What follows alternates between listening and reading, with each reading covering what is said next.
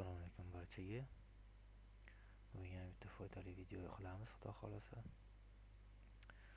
Xo'p, o'zim marketga kirganimda bitta muammoni ko'rib qoldim.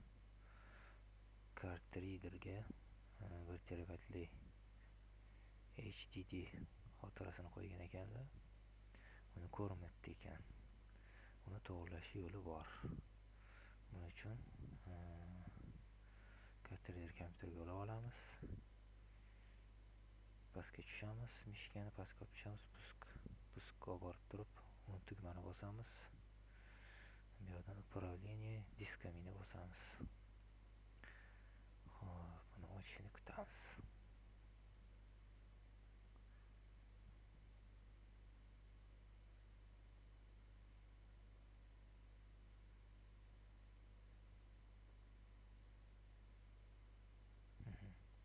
Mana ochib oldi.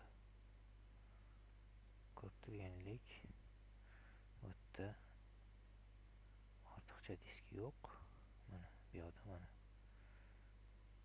Hozir ochib olamiz uni. Mana u hali ochilmagan. Davridan tashqarida turibdi-da. Mana uning uchun sichqonchani on tugmasini bosamiz. Создать простой том. Далее. Bularga xolisini nom bersanglar bo'ladi, xolisini bermasanglar ham bo'ladi. Далее. Готово. Mana. Форматировать диск. Да.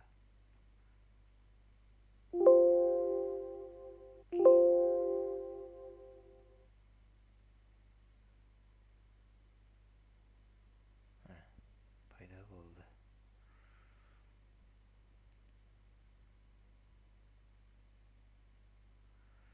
O'zim marketda ko'p ko'zim tushardi bunga.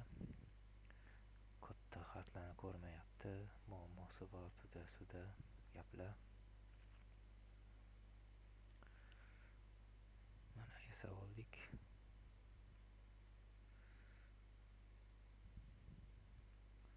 E'tiborlingiz uchun rahmat. Buni shunaqa muammosi bo'layotgan do'stlarga jo'natib qo'yamiz bu videoni. Hammaga